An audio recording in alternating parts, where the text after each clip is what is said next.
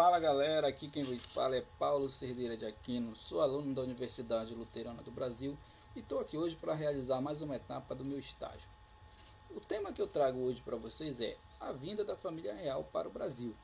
Como nós sabemos, em um determinado momento da nossa história, a família real e toda a corte portuguesa acabaram se mudando para o nosso país.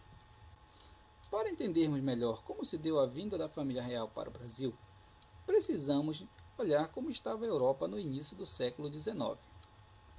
Na primeira década do século XIX, o poder militar da França, que era comandada na época por Napoleão Bonaparte, estava no auge. Os exércitos da Áustria e da Prússia haviam sido derrotados e Napoleão havia conseguido estabelecer um equilíbrio momentâneo com a Rússia. E praticamente toda a região do Mediterrâneo estava sob a influência ou domínio do imperador francês. O bloqueio continental, decretado em 21 de novembro de 1808 por Napoleão, fechou a maioria dos portos europeus ao comércio com a Inglaterra, principal adversária francesa. Portugal, no entanto, dependia diretamente da Inglaterra e se viu no impasse: cortar relações com a Inglaterra, seu principal aliado econômico, ou ser invadida pela França. A viagem para o Brasil. Pressionado pela Inglaterra, Dom João, príncipe regente de Portugal, decidiu mudar-se com toda a sua corte para a sua principal colônia na América, o Brasil. A intenção era evitar que a coroa portuguesa fosse usurpada por Napoleão e garantir com a proteção britânica que o Império Português preservasse pelo menos o Brasil. 29 de novembro de 1807. Sob escolta britânica, a esquadra portuguesa partiu para o Brasil. No dia seguinte, Napoleão invadiu Lisboa. 1808. A corte portuguesa chega ao Rio de Janeiro e é recebida com festas. Em seguida, dezenas de famílias são despejadas de suas casas para que os imóveis passassem a abrigar os funcionários do governo. A abertura dos portos.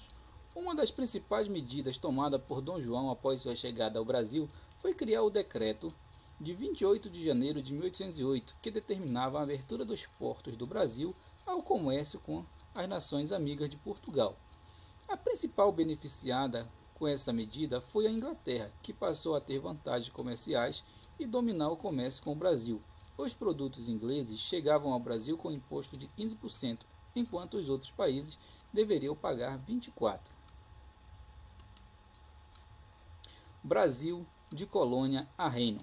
Após a derrota definitiva de Napoleão na Europa em 1815, Dom João permaneceu no Brasil, o que levou muitos de seus súditos portugueses a exigir o seu retorno e o restabelecimento do Brasil à sua antiga condição de colônia.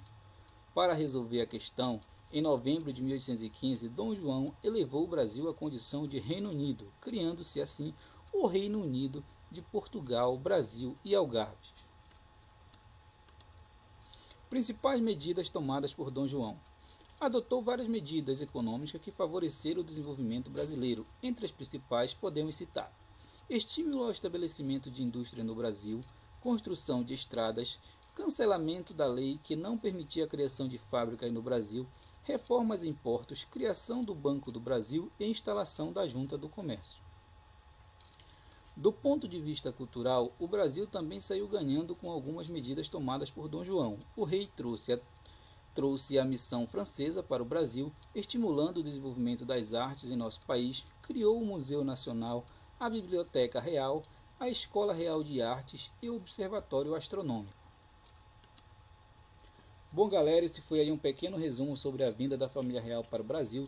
Espero que vocês tenham gostado e fiquem com Deus e até a próxima.